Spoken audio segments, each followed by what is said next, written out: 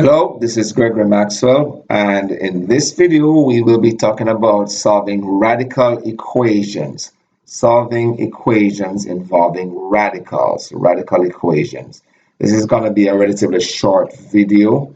Mostly, I'm going to be talking about the basic process of solving a radical equation, and then we'll spend most of the time solving examples.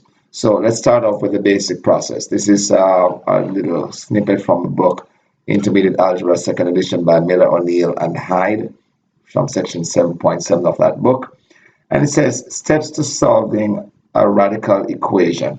First, isolate the radical. If an equation has more than one radical, choose one of the radicals to isolate. Then, and actually I would recommend that you isolate the simpler radical first, and then once you do that, go through the process and then isolate the more complicated radical afterwards. Then, raise each side of the equation to a power equal to the index of the radical that you isolated. Solve the resulting equation. If there's still a radical, go back through the steps 1 and 2. And then, of course, this is very important. Check the potential solutions in the original equation because there are such things as called extraneous solutions. Extraneous solutions are solutions that occur through the correct process of mathematics, but they are incorrect ultimately because some of the correct processes produce additional results, such as when you square to both sides or raise something to an even exponent. A negative number that would not normally be a solution could suddenly become a possible solution. So we have to be careful of that. So therefore, an equation with a non-index will not typically, maybe could, but not typically have extraneous solutions. But if there's a negative, an even exponent, then there is a very good chance of extraneous solutions. Either way, always check your solutions. So let's start off with a couple of examples here. First example, solve for x, and of course we will check our solution. So what we're going to do here is we will first isolate the radical x using the rules of PEMDAS. So I'm going to add the 3 to both sides. So I'm going to add 3 to both sides, and then I am going to isolate the x by doing the reverse operation. Since I added 3 to both sides, I get 2 plus 3 is 5. And now the next thing I'm going to do, I'm going to show it in the next line here. I'm going to raise both sides to a power that will cancel the radical. In this case, since it's a square root, I'm going to raise both sides to the power 2, and that will cancel the radical. And that now gives me an answer of x equal to 25. That's my possible solution.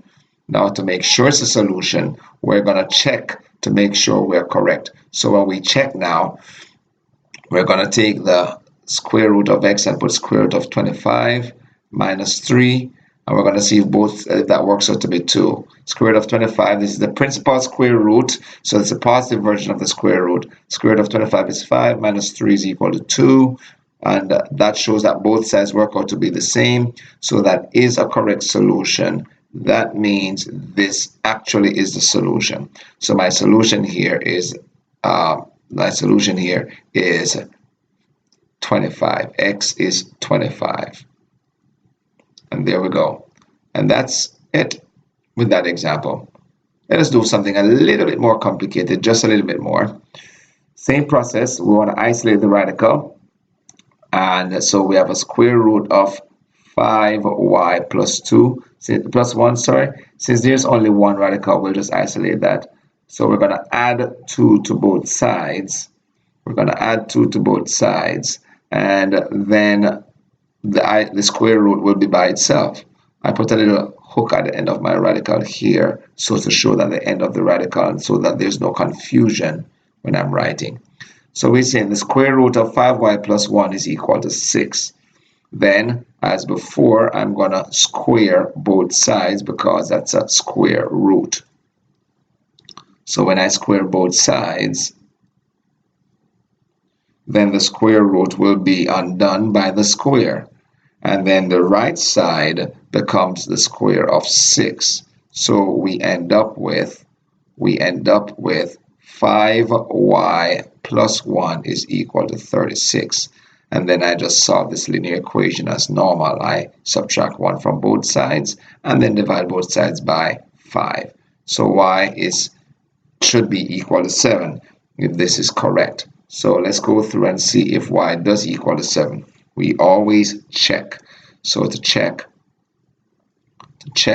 we do square root of 5 times y, which is 7, plus 1 minus 2, and we'll see that works out to be 4. So that gives me square root of 35 plus 1 minus 2. Square root of 35 plus 1 is square root of 36. Square root of 36 is 6. 6 minus 2 is 4. That is the correct solution. So therefore, the solution then is 7.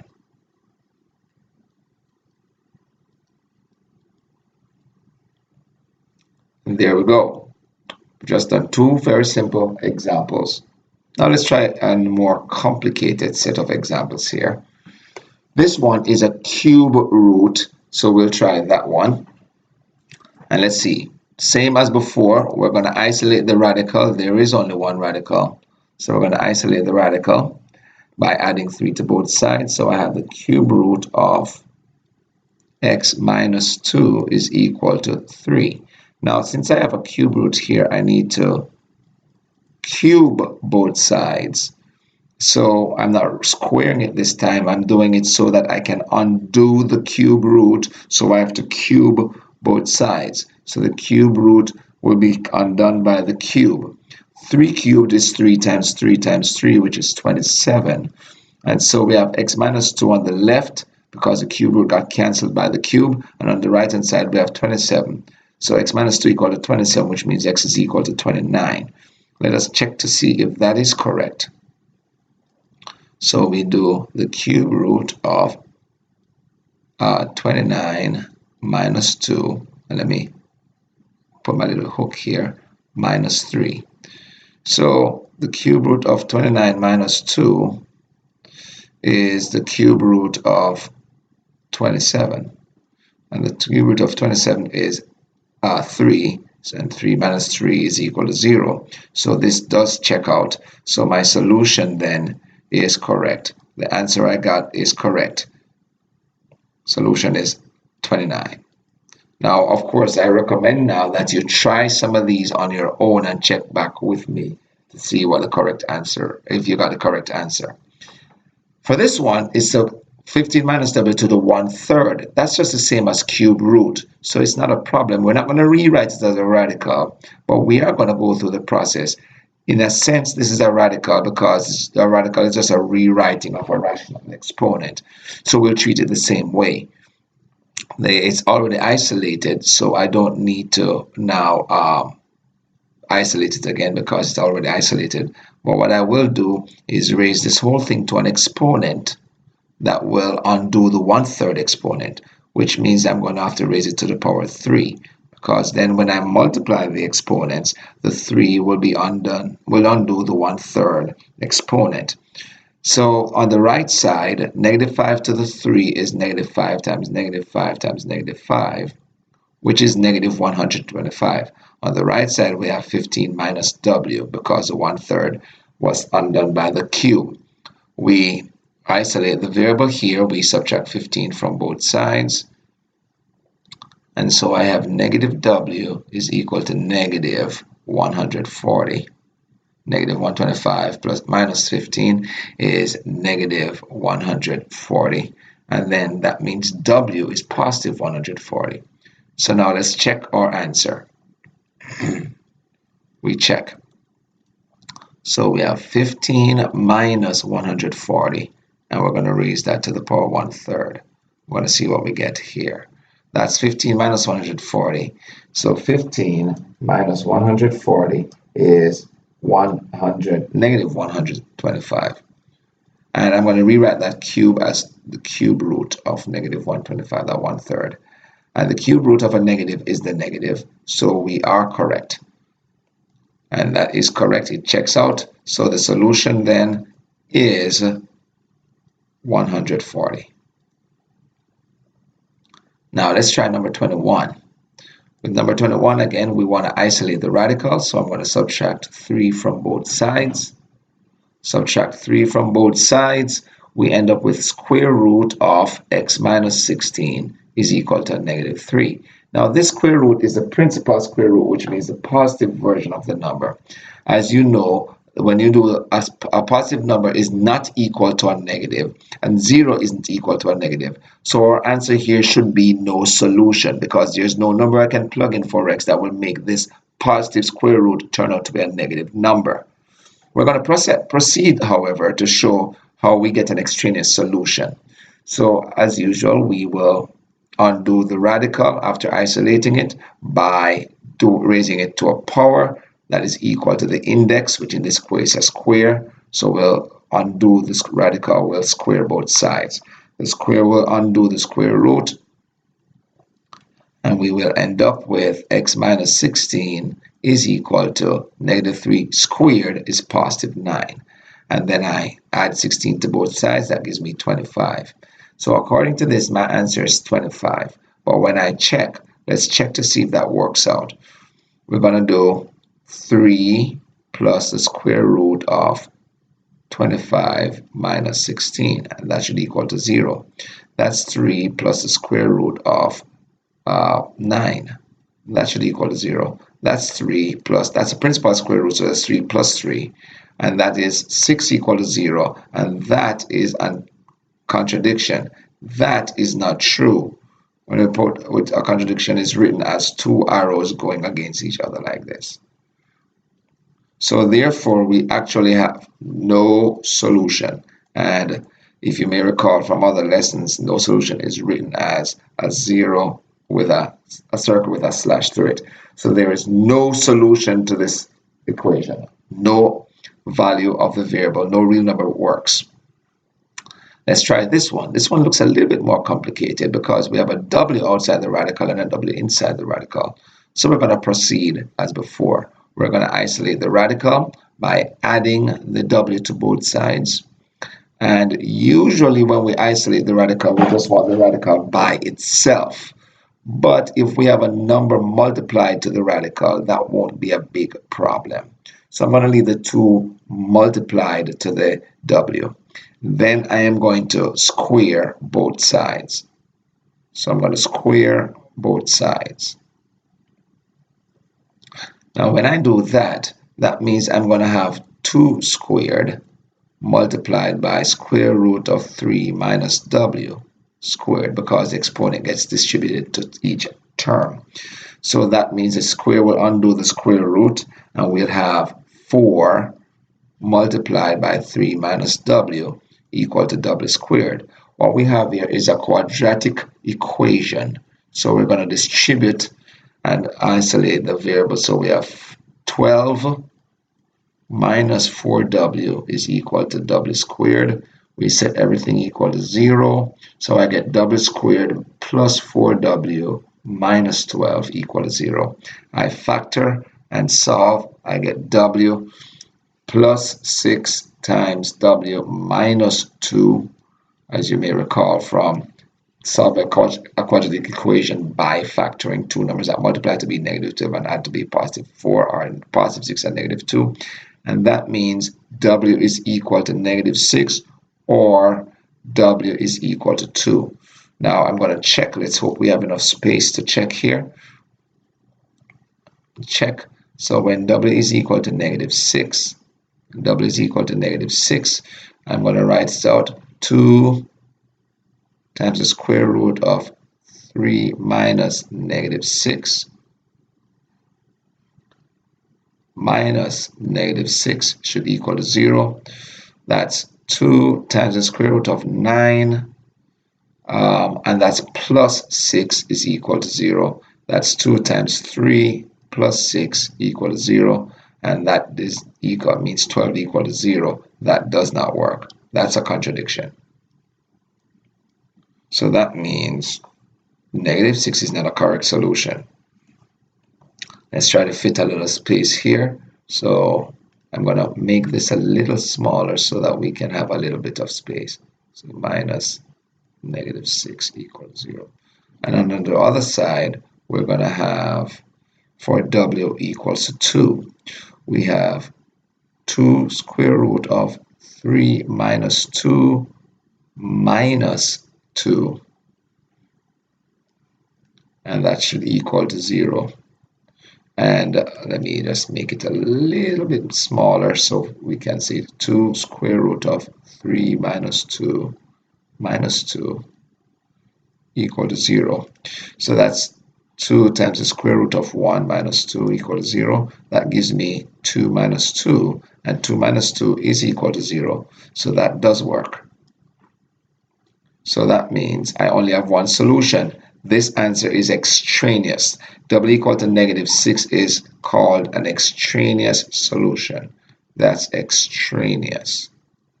It showed up through legitimate mathematical processes, but it's not an actual solution. So my only solution actually is 2. It's 2. So make sure you review that. Make sure you review that, and make sure you have the right processes here.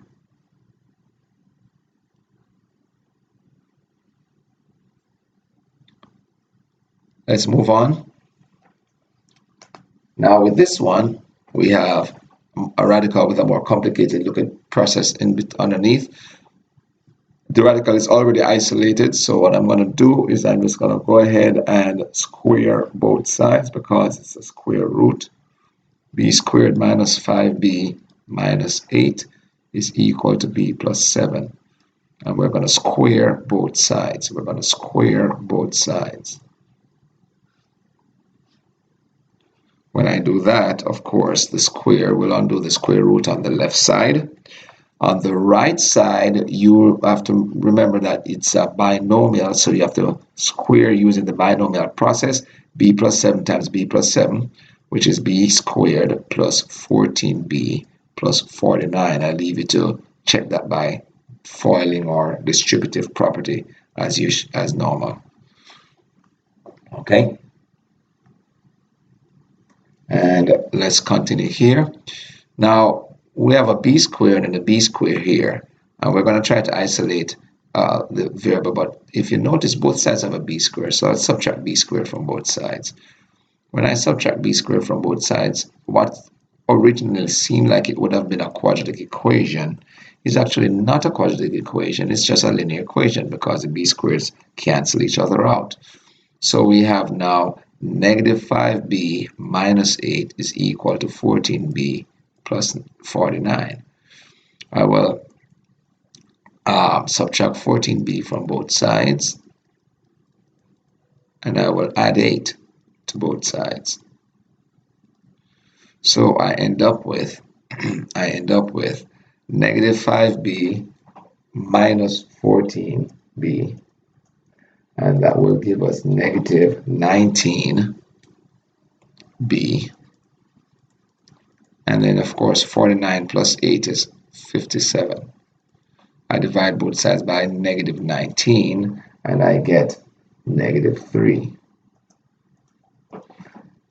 So our possible solution here is b is equal to -3. If we are correct, then both sides should work out to be the same. If we're not correct, then this is an extraneous solution, and there is actually no solution in this case, since that's the only possibility. We have to check. So let us check. Square root of -3 minus 5 times -3 minus 8. And then that's equal to -3 plus 7. So that's square root of 9 plus 15. So 9 plus 15, and then minus 8.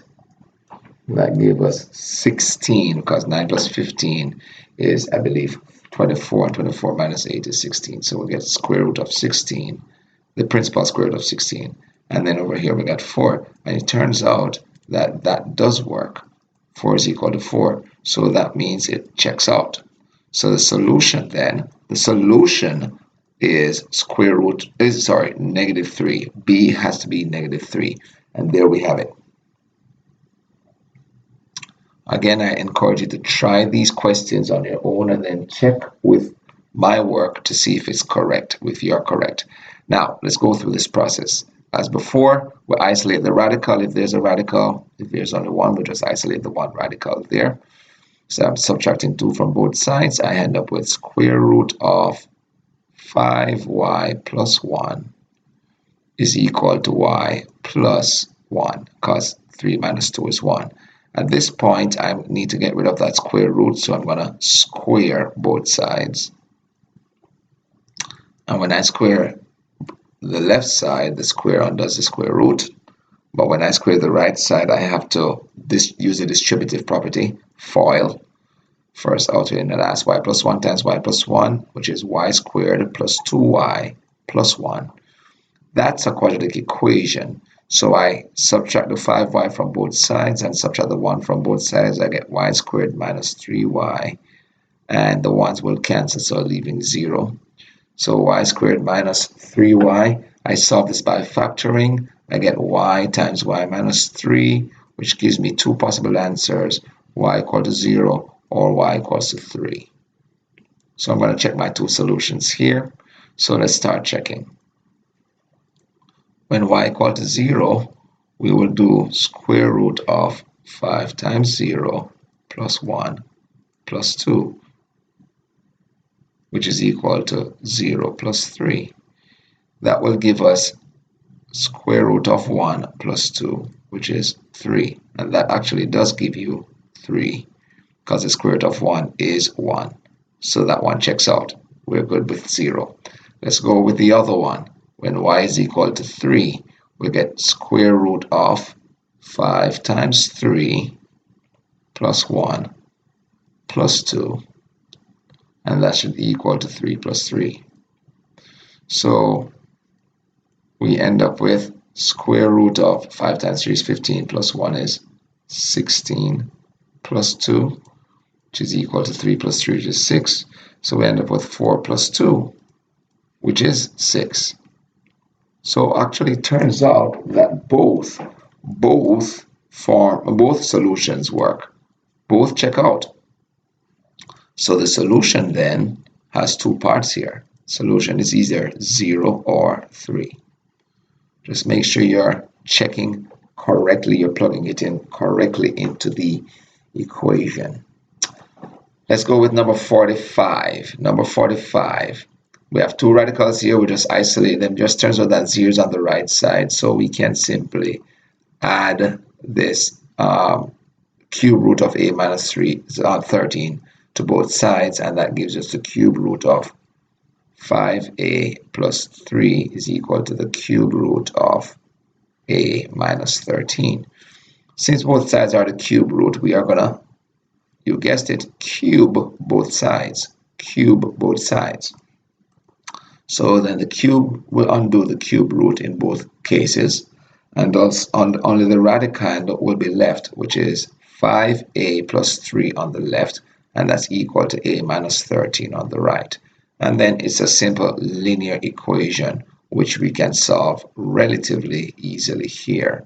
We combine the like terms. The a is on the left side, 5a minus a is 4a, and the numbers on the right side, subtract 3 from both sides, we get negative 16 on the right, which means a is equal to negative 4. And then we check. Since that's a cube root, we expect that to work, but we check nonetheless. So we have cube root of 5 times negative 4 plus 3 minus cube root of negative 4 minus 13. And let's see what we get. 5 times negative 4 is negative 20. Negative 20 plus 3 is negative 17. And so basically what we have is the cube root of negative 17, which is a real number because it's cube root, minus the cube root of negative 17. And that is going to give you 0 because it's a number subtracting itself. So that works. So the solution to this equation, is negative 4.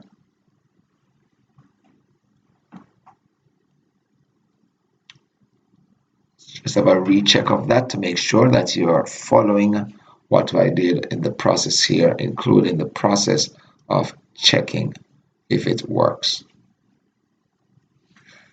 Now, in this case, we have two radicals. Now, normally I would say isolate the more complicated looking radical, but the problem is this is a minus, so it's just easier to isolate this one here. It's not going to make a big difference. We'll still get our correct solution. The only consideration I have, the only issue I might have here is whether I have enough space to complete all of this. And if I don't, I'll just create another slide and continue. So first we're going to isolate this radical here. Even though it's a more complicated one, we'll isolate that. It's not much complicated. It's just that, it's an extra term under the radical. I added it to both sides, and then I am going to square both sides to eliminate that radical. And the reason I wanted to isolate the simpler radical is that when you're squaring both sides, the simpler radical will give you a simpler result, and then when you work with that, you'll have a simpler expression to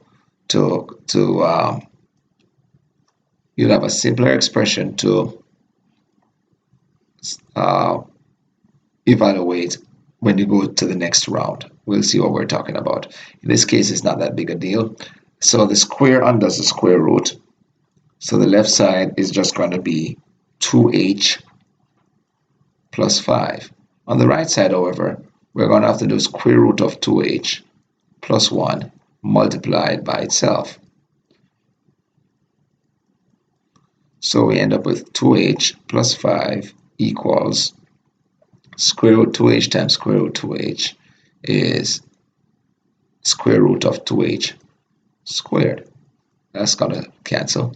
Square root of 2h times 1, and then square root of 2h times 1 will give you 2 of those. And then 1 times 1 is 1. So when I simplify this, when I cancel the square root, I end up with 2h plus 5 equal to 2h plus 2 square root 2h plus 1. Now I need to get the square 2h by itself again, so I'm going to subtract 2h from both sides, and I'm going to subtract 1 from both sides. Well, it turns out when I do that, these guys cancel each other out. So we end up with 4 is equal to 2 square root 2h, which if I divide both sides by 2, then I will get 2 equal to square root 2h. And then I can square both sides. And what I'll do is I'll write that in the next line so there's no confusion here. So we have 2 equal to square root 2h. And I'm going to square both sides. I'll get 4 equal to 2h.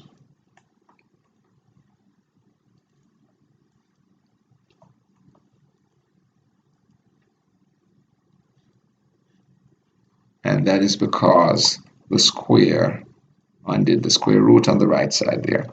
So when I do that now, that implies that h would have to be equal to 2. So we're going to get one solution, even though it looked like we would have probably gotten 2, but it's because this is 2h and that's 2h, and that led to a cancellation. But we still have to check. Let's check to see if this is a solution or if it's extraneous. Square root of 2 times 2 plus 5 minus square root of 2 times 2 is equal to 1. 2 times 2 is 4, plus 5 is 9. So square root of 9 minus square root of 4, that's 3 minus 2, and that does check out. So therefore my solution then is 2. That did check out, so we're good there. It turns out that the same thing will happen with this one, so we're expecting a similar result, but we'll still proceed and check it out. So as before, I'm going to isolate the radical that's positive, and I'm just going to add square root 3k to both sides, and I end up with square root of 3k minus 5 equal to square root of 3k minus 1. And I will then square both sides.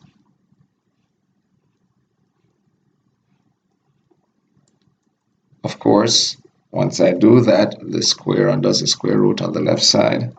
So we end up with 3k minus 5 on the left. On the right side, we actually have square root of 3k minus 1 multiplied by itself. Square root of 3k minus 1. And of course, we're going to FOIL, so we end up with 3k minus 5 equal to square root of 3k squared minus 2 times square root of 3k plus 1, just by operating there with the distributive property, combining like terms.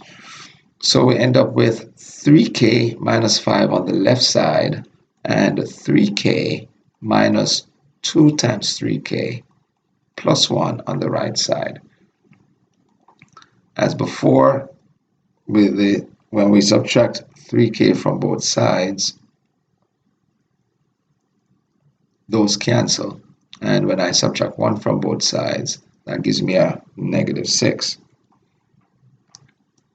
So I end up with negative 6 equal to negative 2 square root 3k, which when I divide both sides by negative 2, I end up with 3 equals to square root 3k, which I will then square both sides to get rid of that radical. So when I square both sides, that gives me 9. So 9 is equal to 3k. So k would have to be equal to 3. We're going to check that. Square root of 3 times 3 minus 5 minus square root of 3 times 3. And that's equal to negative 1. And let's see if that works out. 3 times 3 is 9. 9 minus 5 is 4. So it's square root of 4 minus square root of 9. And that will give me 2 minus 3, which is equal to negative 1. So that does check out. This is actually a correct solution. And so my solution is k is actually 3. That does work. It's not extraneous. It is a legitimate solution. Now let's try this one. With this one, we're going to add the y to both sides so that we can isolate this radical. There's only one radical. So I have y plus 2 is equal to the square root of y squared plus 5. Then I'm going to square both sides. I'm going to square both sides. And when I do that, we end up with, on the left side, we end up with y times y is y squared, 2 times y is 2y, and then another y times 2 is 2y, and then 2 times 2 is 4. And on the right side, I've got y squared plus 5. And then I notice that both sides have a y squared, so when I subtract y squared from both sides, the y squares cancel. So we end up with 4y plus 4 equals to 5, which means y is equal to 1. Sorry, 4y is equal to 1. So that means y is equal to 1/4. So we're going to check that to see if that's legit. We're going to check if that's a legitimate solution or if it's extraneous. So I do 2 equal to the square root of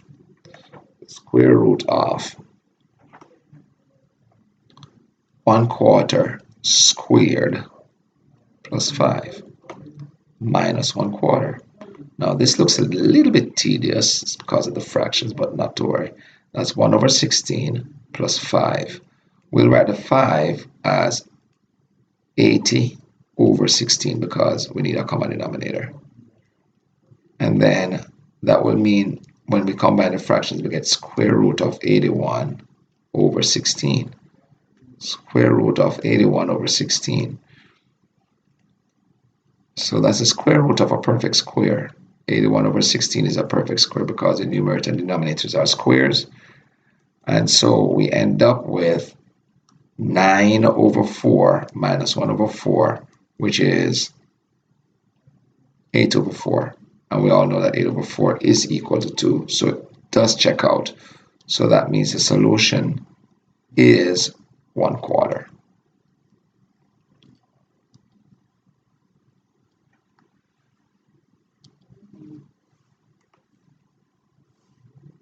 All right. We still have more to do, so let's go on to the next set of examples on the next page. Oh, I think I made a little bit of a blunder here. I neglected to put that, so we're good now. Now we have a little bit more space to work with because these questions seem like they're more detailed. We have two radicals. These look like they're the same level of complexity, so we're just going to isolate the one with the minus so that we can get positives working all around. So I end up with square root of 6m plus 7 equal to square root of 3m plus 3 plus 1. And then I'm going to square both sides. And the reason is so I can get rid of the radical of the isolated radical here, which is the square of 6m plus 7. Square undoes the square root, so we end up with 6m plus 7. And on the right side, we have square root of 3m plus 3 plus 1 times itself, square root of 3m plus 3 plus 1. We distribute the right side, and we end up with square root of 3m plus 3 squared plus 2 times square root of 3m plus 3. I leave you to see why that is. And then plus 1 times 1 is 1. The square undoes the square root. So we end up with 6m plus 7 is equal to 3m plus 3 plus 2 square root of 3m plus 3 plus 1. And now we have a simplified situation here where, well, a simpler situation where there's only one radical. We're going to isolate the radical by subtracting 3m from both sides and subtracting 3 and 1 from both sides. And then we'll see what we have here. 6m minus 3m is 3m. 7 minus 3 minus 1 is 3. And then on the right side, we have 2 times square root of 3m plus 3. Now, we would normally divide by 2, but that's going to make it a little more tedious because of the fractions. So we're just going to proceed and square both sides as is. When I do that, what I'm going to end up doing is squaring both parts. I'm going to square this, and I'm going to square this, and I'm going to square this because exponents distribute when there's a multiplication. So when I square the left side, it's falling. So we have 3m times 3m is 9m squared. 3m times 3 is 9m plus another 9m would be 18m. And then 3 times 3 is 9. On the right side, we have 4 because that's the square of 2. And then 3m plus 3 in the parentheses. Because the square undoes the square root. And now we have a quadratic equation. 9m squared plus 18m plus 9 equals to 12m plus 12. So we get everything equal to 0. And we're actually going to divide everything by 3 because everything here is a multiple of 3, but we'll do that in a minute. 18 minus 12 is 6, so that's 6m. 9 minus 12 is negative 3. divide everything by 3, we get 3m squared plus 2m minus 1 is equal to 0. And then we'll go about factoring this. I need two numbers that multiply to be negative 3 and add up to be 2. And those numbers would be negative 3 and, sorry, positive 3 and negative 1. So we have 3m plus 3m squared plus 3m minus 1m minus 1 equal to 0. And we factor it out by grouping. We get 3m times m plus 1 minus 1 times m plus 1. And then let me just take this guy up to the top here. Oops. Let's try this again.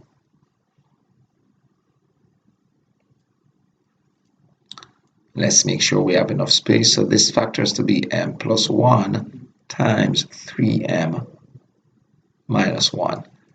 And so that will give us m equal to negative 1 or m equals to 1/3. Those are possible solutions. As always, we need to check to make sure our solutions work. So the first solution we're going to check is for m equal to negative 1.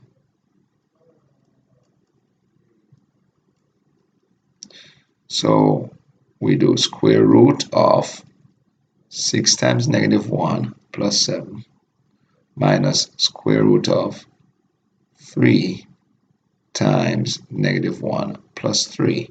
And when we're finished working that out, that should give us 1. Now, I'm going to save a little space here. Negative 6 plus 7 is square root 1. And negative 3 plus 3 is 0. 1 square root of 1 plus 0 is 1. So that works. So negative 1 does work. Now let's try the other one. M equals to 1/3. So I'm trying to work with a little bit of space here. 6 times 1/3 plus 7. So we have square root of 6 times 1/3 plus 7 minus square root of 3 times 1/3 plus 3.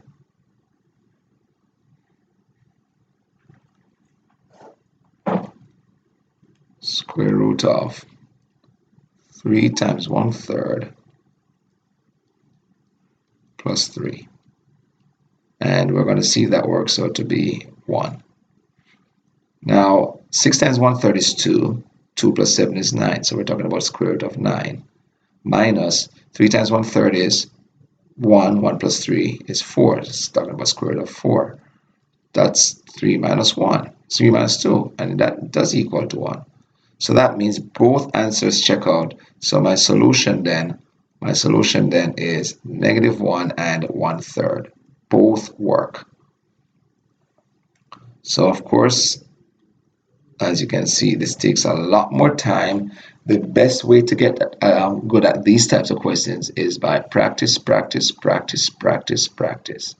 There's no better way to get at mathematics, to get good at mathematics, any mathematics, than by practice.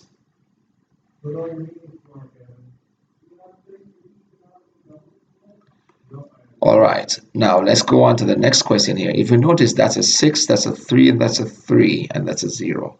So before I proceed, since all of these coefficients and constants are multiples of 3, I'm going to divide both sides by 3. And I'm going to kind of isolate a radical at the same time. So let's isolate this one at the same time.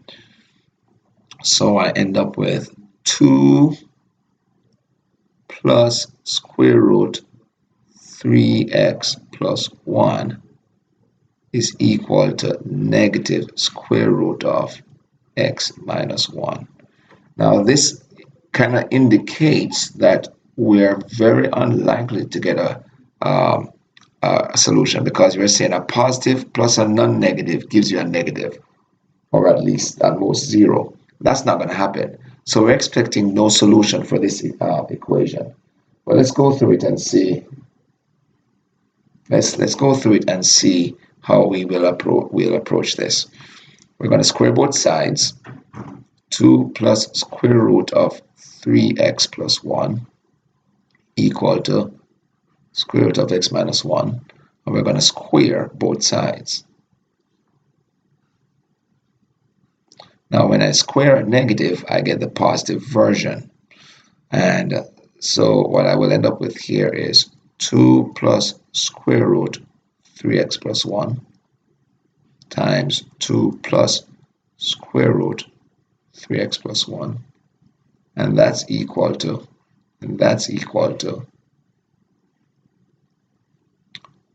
the square of negative 1 times the square root of x minus 1 squared. And then, of course, the square will undo the square root here. And when you square negative 1, you get 1. When we distribute this, we get 4 plus 4 square root 3x plus 1 plus square root 3x plus 1 squared. And here we get 1 times x minus 1. The square will undo the square root. And then we have 4 plus 4 square root 3x plus 1. And again, I leave it to check how we got that. Plus 3x plus 1. And that's equal to x minus 1. We want to isolate this radical now. So what I'm going to do is I'm going to subtract 4 from both sides and subtract 1. And I'm going to also subtract 3x from both sides. And let's see what we end up with. We end up with 4 square root of 3x plus 1 equals to negative 2x minus 6. And what I will do is divide both sides by, 2, since that's a multiple of both sides, just to make it a little simpler. It's not absolutely necessary, but it will make it a little simpler to do. So we end up with 2 times the square root of 3x minus 1. And again, we have a little indication that we don't need to go through all of this work because we're going to get a positive equal to a negative. And that's not going to happen. And this would be 0 equal to a negative, still not going to happen. But let's process and see what we can get. So we're going to square both sides again.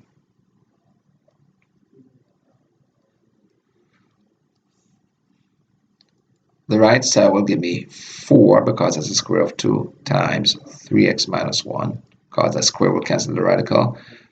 The left side, and the right side will be x squared plus 6x plus 9. And then we have a quadratic equation here to solve. So we have 12x minus 4 equal to x squared plus 6x plus 9. And now we get everything equal to 0. We get 0 is equal to x squared minus 6x plus 13.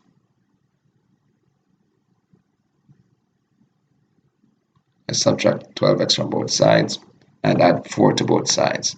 Now, I would need two numbers that multiply to be 13, but add to be negative 6. Now, let's check to see if these are real numbers.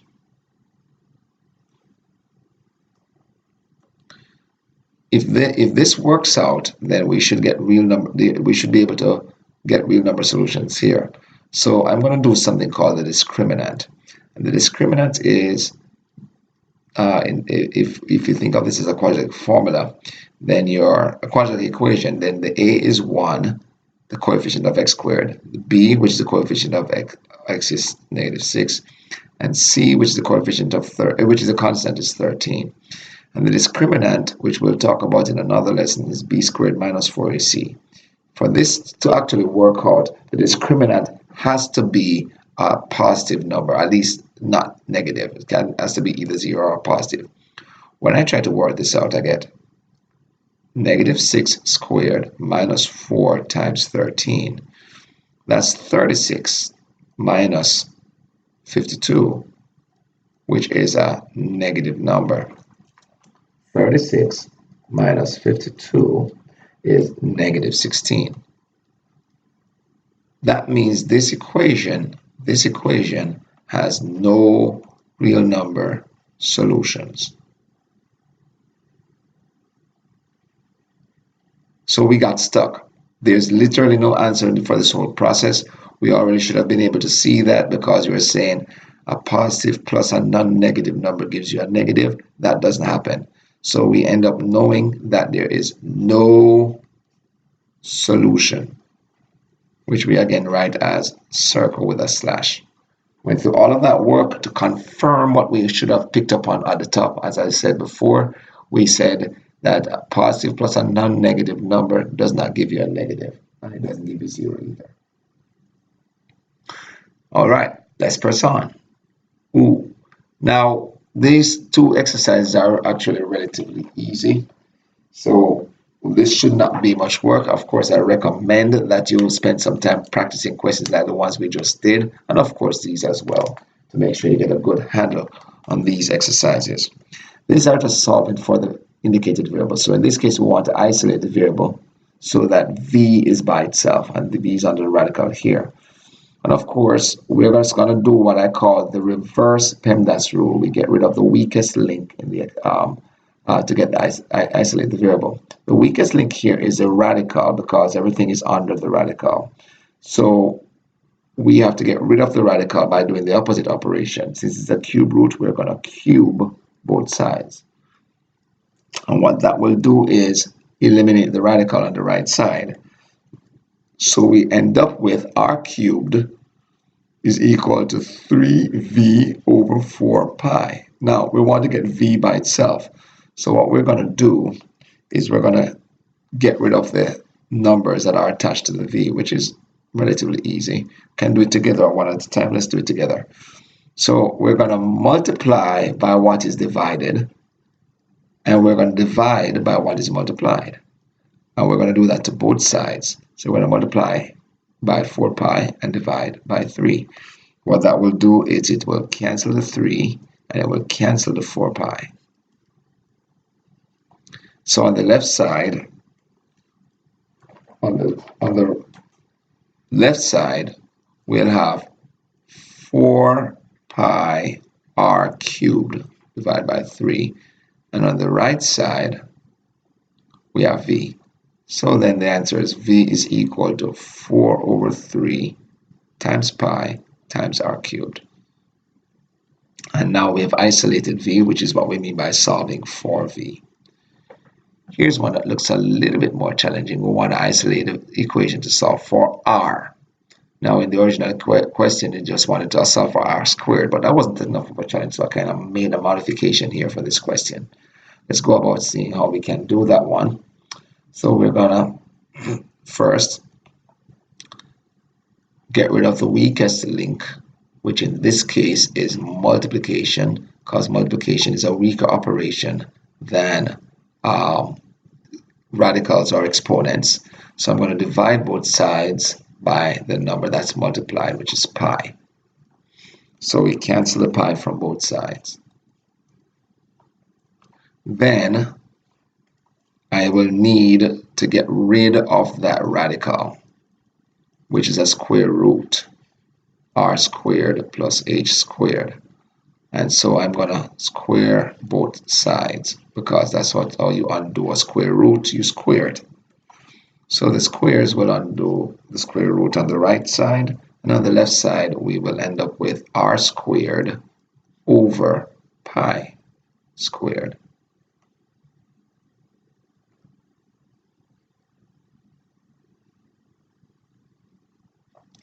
And on the right side, we'll have r squared plus h squared.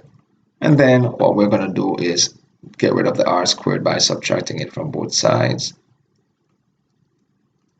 And so we end up with r squared over pi squared minus r squared. And then that's equal to h squared. And then I need to, well, let's factor the r squared here. Or let's combine the tops, so we can write that as There's actually more than one way to approach this. All right, so we have r squared minus pi r squared over pi squared. Sorry, pi squared, r squared over pi squared. I combined them. Let me show you what I did here. I put same denominator.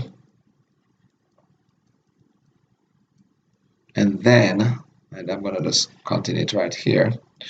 And then I have r squared minus, well, pi squared r squared over pi squared, and that's equal to h squared. And then what we're going to do is we're going to square root both sides. And we're assuming that the variables are positive numbers. It doesn't indicate that, but yes, it does represent positive numbers. So we're going to take the principal square root. So when we do that, we're actually taking the square root of the top and the bottom. So we end up with square root of r squared minus pi squared r squared over the square root of pi squared. And that will be equal to h. Now, I want to point out something very important. It's a common error that people make. You cannot do a square root of both parts of a minus or a plus. If two terms are separated by addition or subtraction, you cannot apply the exponent or the radical to each part, to each term. You have to leave it like that. You can only do so if it's multiplied or divided. So like we split up the radical for the top and the bottom here, that's because it's a division. But we cannot do that for a minus. So our answer then is square root of r squared minus pi squared r squared divided by pi. And we'll leave it like that. There's an actual other way to write it, but it's equivalent. So we'll leave it like that for now for simplicity. And there we have it. That one was a little bit more of a challenge because you have to do step by step, but you get the idea. Just trying to make a little space here to show my solutions. Of course, I recommend that you try more questions, as always. Let's do one more example, and this one is a word problem.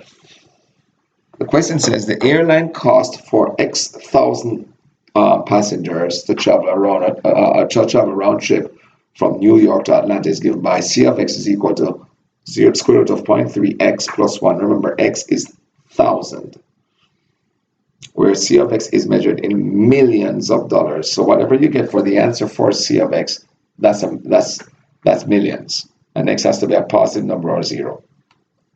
Find the airline cost for 10,000 passengers. That means if it's X thousand, then for 10,000 passengers, the X has to be 10. And what's the cost to the airline from traveling from New York to Atlanta? Let's try that part. So part A, C of 10 would simply be square root of 0.3 times 10 plus 1. And that's square root of 3 plus 1, which is square root of 4, which is 2. So the answer then is $2 million, because the answer is in millions of dollars. Please note it's not $2 to transport 10,000 passengers, $2 million. Now, if the airline charges $320 per passenger, find the profit made by the airline for flying 10,000 passengers from New York to Atlanta. Now, profit is equal to revenue minus cost. In other words, how much money do you take in versus how much money you spend. Now, in a simple airline, if we assume all of the costs covered, the airline is going to get $320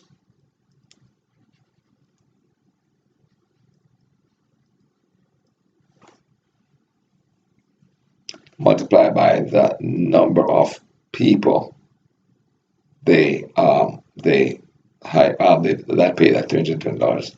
So it's 10,000 people pay $320. That's how much revenue the airline will get. So this is our revenue. How much each person pays multiplied by the number of people. Now, the cost to the airline is, as we said, it's 10,000 people. So we already know that if it's 10,000 passengers, we already knew in part A that answer is $2 million.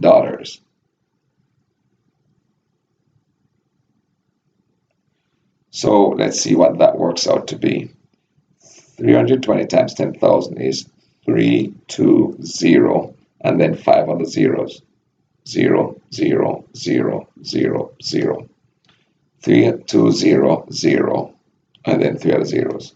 4 other zeros, not 5 others, sorry. So 320, 0, 0, 0, 0, minus 2, 0, 0, 0, 0, 0, 0. So it's 320, 0, 0, 0, 0, 0.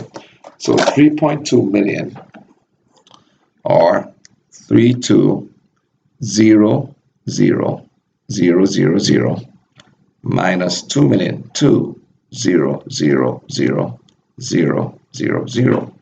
And when we subtract that, we get 1.2 million, or 1,200,000. So that's the profit.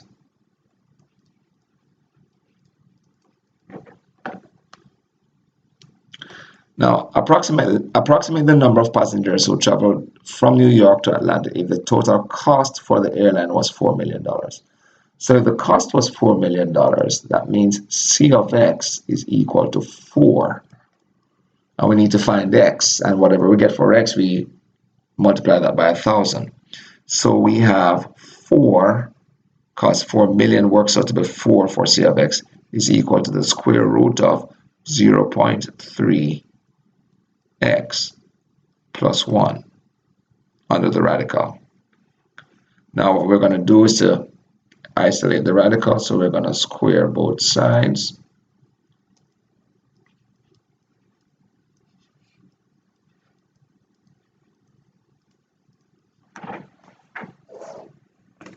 And when we square both sides, we end up with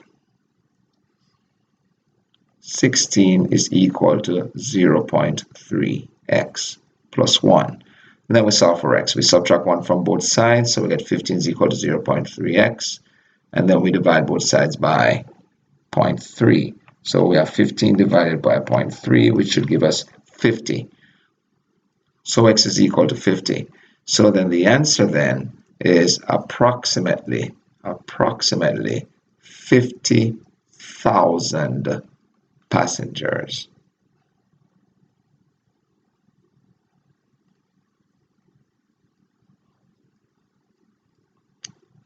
50,000 passengers.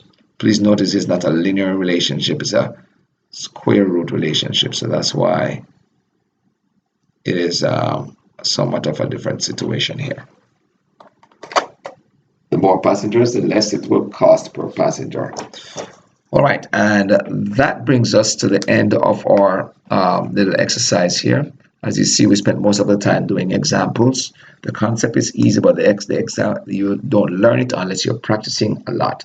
As always, I strongly recommend that you use Khan Academy for additional videos on this concept, smaller videos, and exercises that you can practice, as well as you can check out openstacks.org, openstacks.org, openstacks.org for open source algebra books. You can also download the app OpenStacks on your Google Play Store or Apple Store, OpenStacks. And as always, remember to study, review, and practice for you to understand the math. That's all. All the best.